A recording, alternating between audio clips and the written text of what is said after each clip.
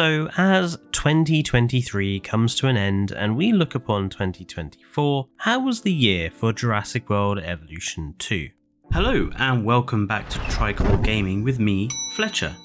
And in this video I'm going to rate the DLCs and updates we've had this year and try to tackle the question of what the year was like for Jurassic World Evolution 2. Let me know down in the comments what you think as we get started. Now I think a good place to start is 2022. What did we get from Frontier during 2022? Well, we got the Camp Cretaceous DLC, as well as a huge amount of free decorations. We got the Dominion Biosyn expansion, the late Cretaceous dinosaur pack, and then in December 2022 we got the second half of the Dominion film content with the Malta expansion DLC. In all, 2022 was a pretty good year for the game.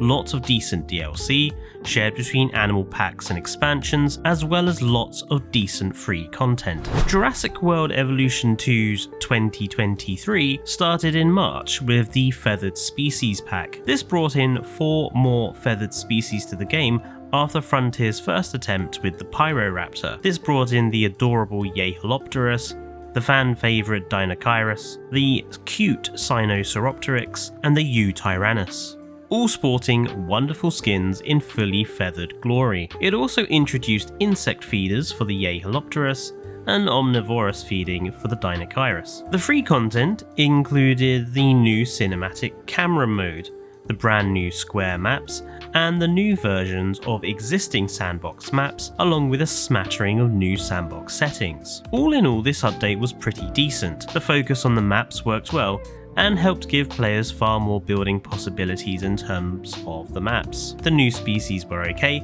but I think this DLC missed the opportunity to make more animals able to eat from the insect feeders or make more animals omnivorous. This very small addition is something still missing from the game, and it leaves the insect feeder literally only used for a single animal. All in all, I'd rate this update a 7 out of 10. In June, we all received a great free update, which gave us a huge bunch of Jurassic Park themed decorations to celebrate the 30th anniversary. It was good that this was free, and included a range of new decorations, paths and more. However, like many at the time, I couldn't help but be a little surprised there wasn't anything bigger. It had been months since the last paid DLC, and I think it's safe to say everyone was expecting something big for the 30th anniversary. I feel like Frontier missed an opportunity here, but the Jurassic Park decorations were great, and we did get it all for free, which is also appreciated. A solid 6 out of 10 for me. In August, we got the Prehistoric Marine Species pack. This brought us 4 new lagoon species, all of which were very well received. Chief among these was the legendary Dunkleosteus, but also joined by the wonderful Nothosaurus and Archelon, both using new lagoon rock islands, and the former bringing unique Lux skins, a second Lux skin animal for our lagoons. We also got the Shonisaurus, a wonderful whale-like animal for our lagoons. The free update brought a range of new stuff, but the big things here included the new custom challenge mode that brought more replayability to the game, the ability to have some skin designs favorited for our hatcheries, and a bunch of new sandbox features, including turning off dinosaur danger to guests, and a new damage adding mode to make our parks look messed up for that abandoned park look. For me, this was the best pack of the year, a solid 8 out of 10. Finally, we got the most recent DLC, the Cretaceous Carnivore pack, adding the Giganotoraptor, the wonderful feathered Utahraptor, the fan favourite Concavenator, and the Tarbosaurus. The free update included new cosmetics for some of the remodels, automated hatcheries, a bunch of new challenge mode and sandbox settings, and the new pre-built layouts for some maps. For me, this was not as good as the Marine Species pack, but taking the wider community response into mind, this one was also well received, so I'm going to put it here as an 8 out of 10 as well, with a big asterisk to say this is the community's favourite. However, when I look back at 2023, it's difficult not to see the glaring differences between 2022 and 2023. Primarily the fact that we haven't had any big expansions to the game this year at all. And while new buildings came here and there, such as those viewing domes and aquatic viewing domes, it has meant no new building sets since December 2022. Our parks have remained pretty much the same in look. True, There was a focus this year on more decorations, and a focus on giving us new places to build, which are also vitally important. And if I was to label anything as positive this year, it's Frontier seemingly listening to us about wanting more decorative parts and new, larger maps. But this can't really cover up the fact that the paid content this year has consisted of 12 animals. Some of these are very well requested, of course, such as the Dunkleosteus or the Concavinator, and some that were not as expected, like the Yeholopterus. But it could be argued that a lot of these also didn't bring much new or revolutionary to the game. As I've been saying all year, and as it seems to be finally catching in the community, new animal species are not what the game really needs right now. Unfortunately this year, without any expansions, it is the only stuff we have paid for, and while I'm sure these animal packs have resulted in fat paychecks for Frontier, I don't think that new species are really maintaining the game that well. Looking at the Steam charts also highlights the difference.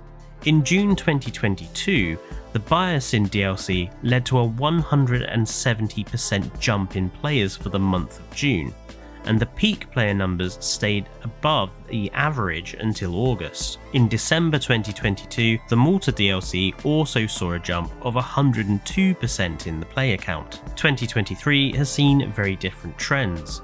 In April, the release of the Feather DLC led to another expansion-sized jump in players over 100%. However, this is not something that has been seen with the rest of the packs. The August release of the Marine DLC pack led to an increase of only around 40% of players, and within a month the peak player count dropped from around 4,500 players to just over 2,000 players. The most recent DLC can't be properly judged until probably around February next year. However, again it looks like the DLC will lead to only around a 40 to 45% jump in players, and again, the peak player count looks like it might only reach around 3,500 players. If you look at the graph for a whole year, looking at peak player counts only, you can see an even more troubling trend that player counts have been going down and down, with the dinosaur packs this year leading to much more shallow jumps than the last year's expansions with much quicker drop-offs. What does this show? Well, to me it shows the simple fact that expansions that bring far more to the game than just some new animal species and minor side improvements lead to far more community interest and better player numbers, which is all good for the long-term health of a game. This year has shown dwindling interest, and while I can't say how things are on console, it does feel like the game is spluttering to a slow death. And unlike Jurassic World Evolution 1, which ended on the massive high that was the Return to Jurassic Park DLC, I don't see how Jurassic World Evolution 2 could end its life on a similar massively high note. It feels very much that the game has, ironically, the very problem that Claire Dearing accused Jurassic World of having. No one's impressed by a dinosaur anymore. Frontier should take heed. So that was my thoughts about Jurassic World Evolution 2 this year. Let me know down in the comments what you think about the year, and let me know if you think the game's lack of expansion packs has been a bad thing. Don't forget to give us a like, and if you're new here, please subscribe for more from all of us in the new year at Tricor Gaming. Until next time, stay safe and goodbye.